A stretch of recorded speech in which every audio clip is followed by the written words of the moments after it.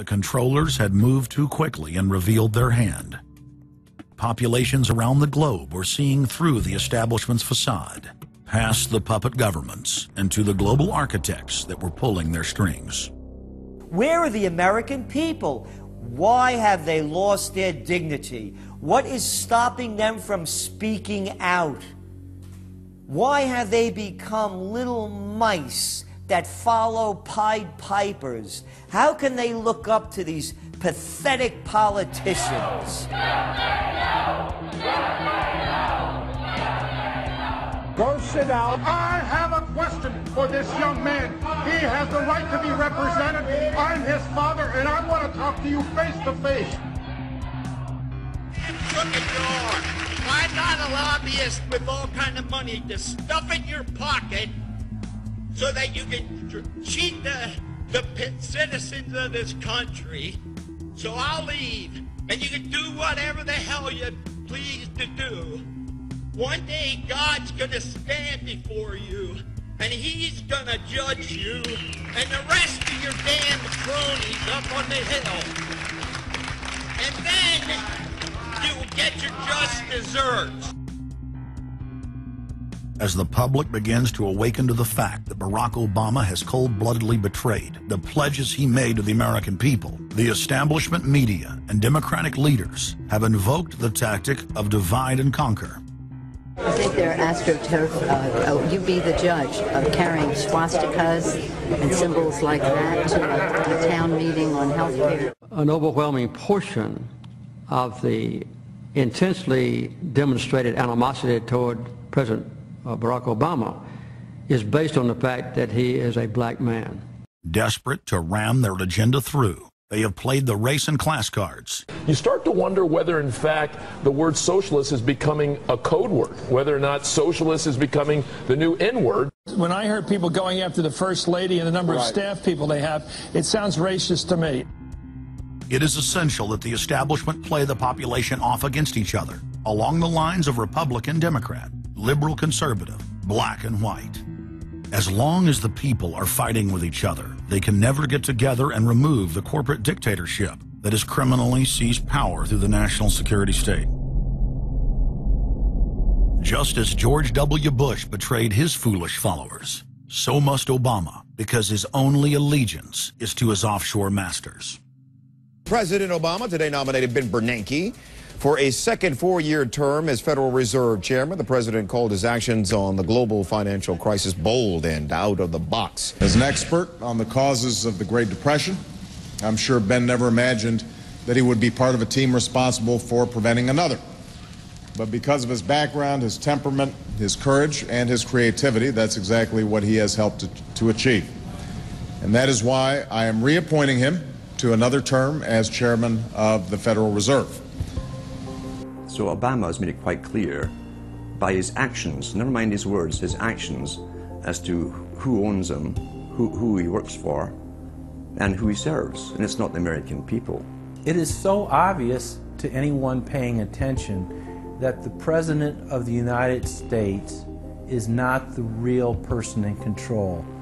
Whether it is Gerald Ford or Jimmy Carter or Ronald Reagan or Clinton or Bush, Obama is no different. And to think that he is an independent figure is just crazy. And as Franklin Delano Roosevelt said, presidents are selected, they are not elected.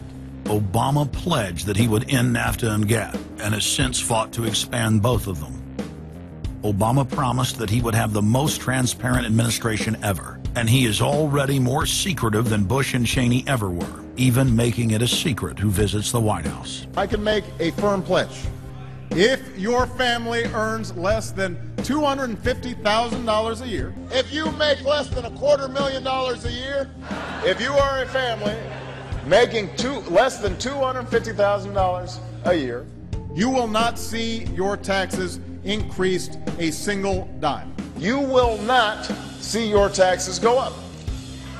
You will not see your taxes increase one single dime. Not your capital gains tax, not your payroll tax, not your income tax, no tax. Not your income tax, not your payroll tax, not your capital gains taxes, not any of your taxes. Not your payroll tax, not your capital gains tax, not your income tax, no tax. Your taxes will not go up, because the last thing you need is higher taxes when we're in a recession like this, and you won't get one under an Obama administration. Obama made the centerpiece of his campaign the pledge that taxes would not be raised on anyone making under $125,000 a year. He has since gone back on that promise as well and has proposed new taxes on payroll, energy, home mortgage deductions, and scores of other taxes. He made a pledge. He said, I'm not going to raise taxes on anyone making under $250,000. Is that pledge still active? We are going to let the process work its way through it. So it's not. So it's not. So it's not. We're going to let the process work its way through it. All right? The Senate is looking especially at this issue of capping the deductions for health care that employers and employees now get. That would be an tax increase for many families earning under $250,000, but the president said he was open to it, so that means that the tax pledge he made back in September is no longer operative? Obama said he was going to abolish the Patriot Act. He now vigorously defends it. We saw the same type of flip-flop when it came to warrantless wiretapping of the American people. Look what Obama's done with wiretapping, surveillance. He's brought it to heights even beyond what George Bush, the disgusting levels that he brought it to. So we have more surveillance. Now they're talking about, what is it called, Cybercom, the new Pentagon secret cyber society that's going to be watching over us to get those terrorists. We got to get those terrorists. So now they'll be invading our privacy even more. So, I mean, it really almost makes you ask the question, would it have been better if we never invented the internet and had to use paper and pencil or whatever? Now Obama is setting up the Cybersecurity Command, which the government admits completely ends the Fourth Amendment and allows President Obama to shut off the internet in the United States whenever he wishes. Indeed, in today's world, acts of terror could come not only from a few extremists in suicide vests, but from a few keystrokes on the computer, a weapon of mass disruption. As part of the new single national security staff announced this week, I'm creating a new office here at the White House that will be led by the cybersecurity coordinator. This new control grid is administered by the Pentagon. They just want to keep tabs on us. So we're turning into a surveillance, wiretapped government state. The government is taking more and more control over our lives. I can stand here today as President of the United States and say without exception or equivocation that we do not torture. Obama made a show of investigating torture, but has ignored the Army's own detailed investigative reports, which name the torturers that the White House memos document were following the directives of Bush and Cheney, the men who are most guilty for issuing the infamous orders. Some low-level soldiers have been prosecuted for their role at Abu Ghraib, but no senior officer has been held accountable in any of these cases to date. Heidi? I know that these debates lead directly, in some cases, to a call for fuller accounting, perhaps through an independent commission. Now, I've opposed the creation of such a commission. Next, Obama expanded Bush's doctrine of indefinite detention of foreigners without trial to holding citizens without evidence indefinitely, without ever even committing a crime. President Obama today proposed something new, something called prolonged detention. Pre-crime is where people are arrested and incarcerated to prevent crimes that they have not yet committed.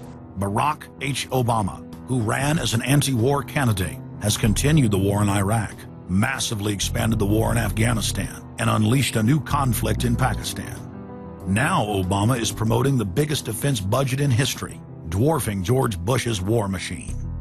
What George Bush has been trying to do as part of his effort to accumulate more power in the presidency is he's been saying, well, I can basically change what Congress passed by attaching a letter saying, I don't agree with this part or I don't agree with that part. I'm going to choose to interpret it this way or that way. That's not part of his power. But this is part of the whole theory of George Bush, that he can make laws as he's going along. I disagree with that. I taught the Constitution for 10 years. I believe in the Constitution, and I will obey the Constitution of the United States. We're not going to use signing statements as a way of doing an end run around Congress. All right?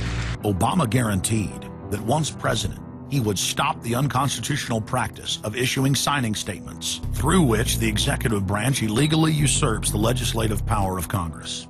Congressman Kucinich, when he introduced his 60 articles of impeachment against Bush Jr., I think one was the signing statements. The form of the resolution is as follows. A resolution, articles of impeachment of George Bush, President of the United States. Resolved, that President George W. Bush be impeached for high crimes and misdemeanors